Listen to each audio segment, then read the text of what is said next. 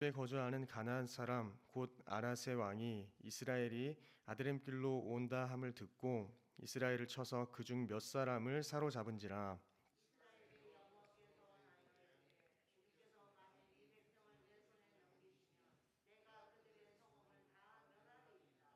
여호와께서 이스라엘의 목소리를 들으시고 가나안 사람을 그들의 손에 넘기심에 그들과 그들의 성읍을 다 멸하니라.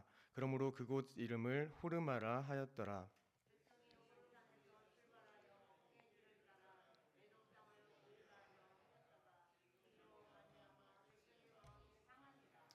백성이 하나님과 모세를 향하여 원망하되 어찌하여 우리를 애굽에서 인도해 내어 이 광야에서 죽게 하는가. 이곳에는 먹을 것도 없고 물도 없도다. 우리 마음이 이 하찮은 음식을 싫어하노라 하매.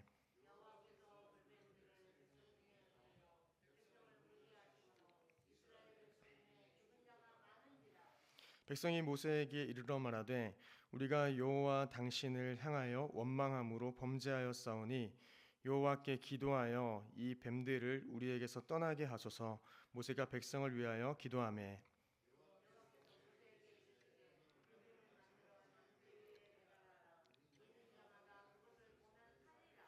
모세가 놋뱀을 만들어 장대 위에 다니 뱀에게 물린 자가 놋뱀을 쳐다본즉 모두 살더라.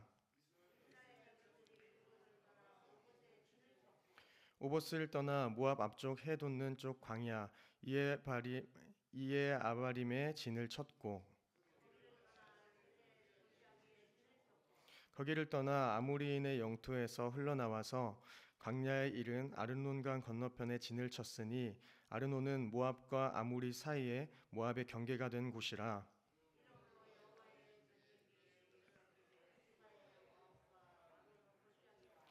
모든 골짜기의 비탈은 아르고를 향하여 기울어지고 모압의 경계에 닿았도다 하였더라.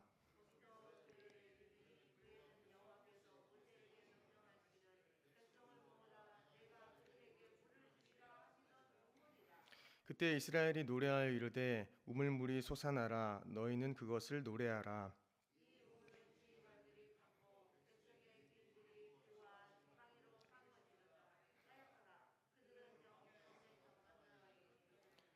마따나에서 나알리엘에 이르렀고 나알리엘에서 바못에 이르렀고 서서 모압들에 있는 골짜기에 이르러 광야가 내려다 보이는 비스가 산 꼭대기에 이르렀더라.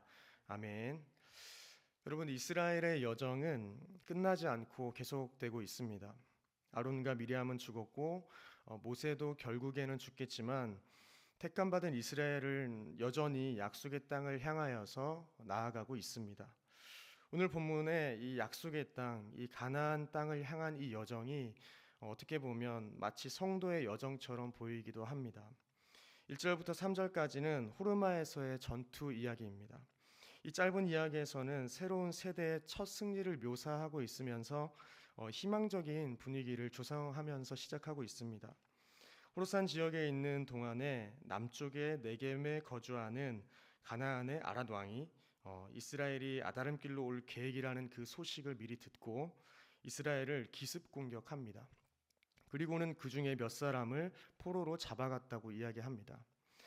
이러한 일 때문에 이스라엘 백성은 주께서 그들을 넘겨주시면 그들의 성읍을 다 멸하겠다고 이렇게 서원을 하고 있습니다.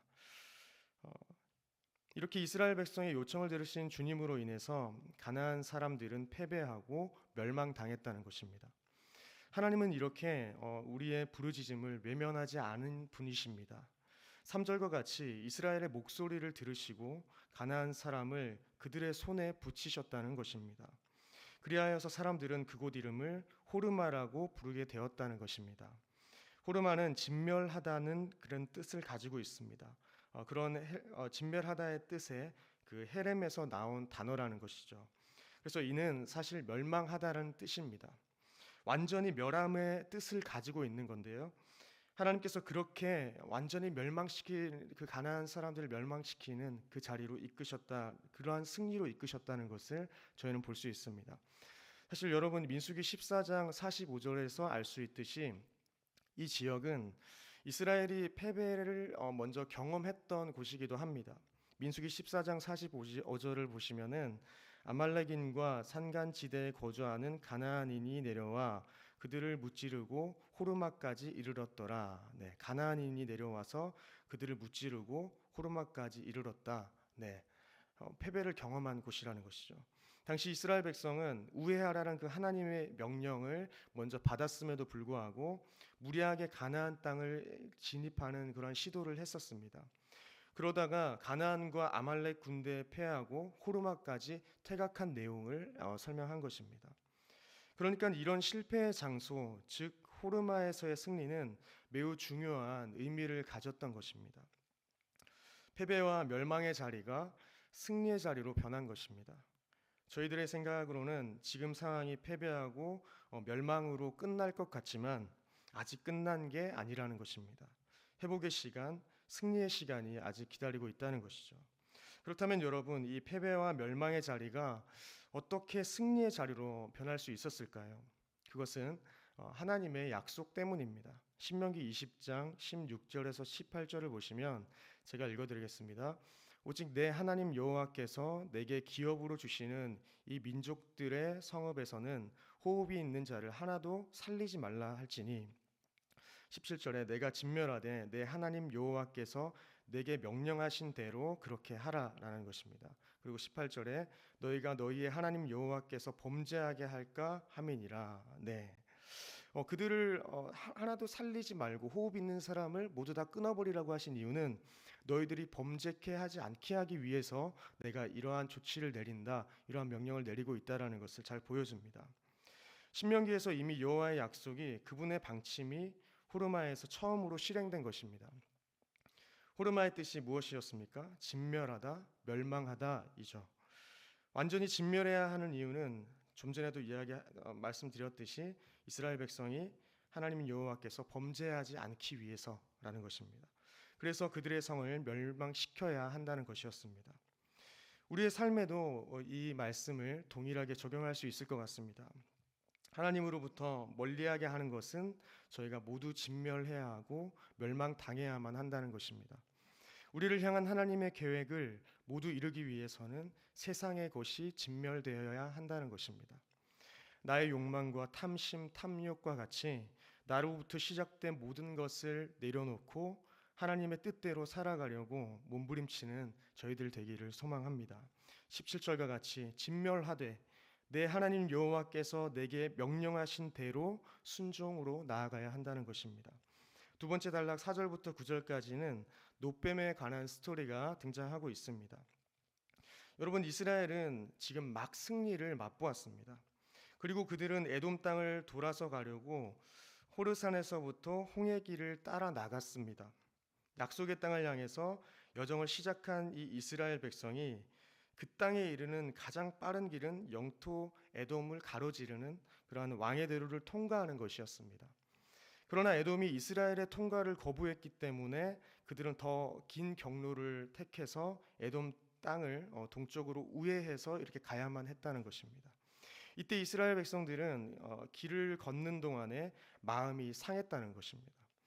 세 번역으로 보시면 마음이 몹시 조급하였다 이렇게 기록합니다. 약속의 땅을 빠르게 바로 가지 못하니까 길게 돌아서 가니까 아마 짜증도 나고 더 마음의 조급함이 있었을 것입니다. 약속의 땅, 약속하신 땅에 내가 바로 가야 하는데 이렇게 우회해서 가야 하니까 마음이 조급한 것이죠. 그들은 옛사람을 버리지 못하고 여전히 또 주님께 그리고 지도자 모세에게 불평불만으로 나아가고 있는 모습을 확인하게 됩니다. 5절을 보시면 백성이 하나님과 모세를 향하여 원망하되 어찌하여 우리를 애굽에서 인도해 내어 이 광야에서 죽게 하는가. 이곳에는 먹을 것도 없고 물도 없도다. 우리 마음이 이 하찮은 음식을 싫어하노라 하매.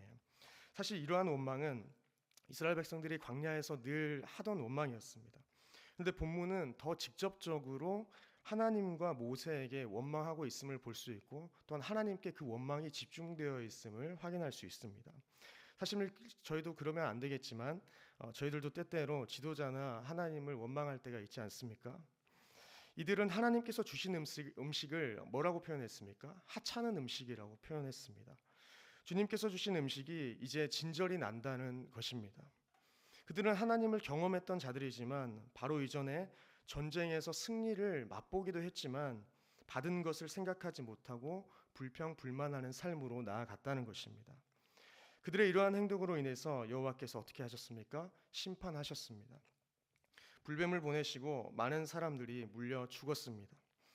이에 백성들은 회개하면서 주님께서 불뱀을 제거하시도록 기도해 달라고 이렇게 모세에게 부탁하기도 합니다. 모세는 기도했고 주님께서는 그 기도를 들으셨습니다. 그리고 모세에게 불뱀 형상을 만들어서 장대에 달라고 말씀하시고 불뱀에 물린 사람마다 그 놋뱀을 쳐다보면 고침을 받고 살 것이라고 이렇게 말씀하십니다. 놋뱀에서 이 놋이라고 번역된 히브리어 네오셰트는 구리를 의미할 수도 있습니다. 왜 그러냐 하면 이스라엘 백성이 지나가던 지역에는 구리 광산들이 많이 있었다는 것입니다. 그리고 고고학자들이 딥나에 있는 미디안 족속의 신전에서 13cm의 크기의 그 구리로 만든 뱀을 발견하기도 했다는 그러한 기록이 있다는 것입니다. 또한 놋 또는 구리의 붉은색이 어떻게 보면 대속을 암시한다 이렇게 볼 수도 있습니다. 따라서 여기에서 놋뱀은 그것을 믿음으로 바라보는 사람에게 대속이 주어진다는 것을 상징하는 것입니다. 놋뱀을 쳐다본다는 것은 참된 구원의 능력이 하나님으로부터 말미암는다는 것을 고백하는 믿음인 것입니다. 예수님께서도 자신의 처형 방식에 대하여서 말씀하시면서 이 사건을 사실 언급하셨습니다. 요한복음 3장 14절을 보시면 모세가 광야에서 뱀을 든 것 같이 인자도 들려야 하리니 라고 기록합니다. 예수님 자신도 모세가 광야에서 뱀을 든 것 같이 십자가에 달리실 텐데 십자가에 달리신 예수 그리스도를 바라보고 믿는 자마다 멸망하지 않고 영생을 얻게 하신다라는 것입니다. 그러니 이 사건을 통해서 이미 예수님의 모습을 미리 보여주셨다라고 말할 수도 있겠습니다. 이렇듯 우리는 예수님만을 바라보아야 합니다.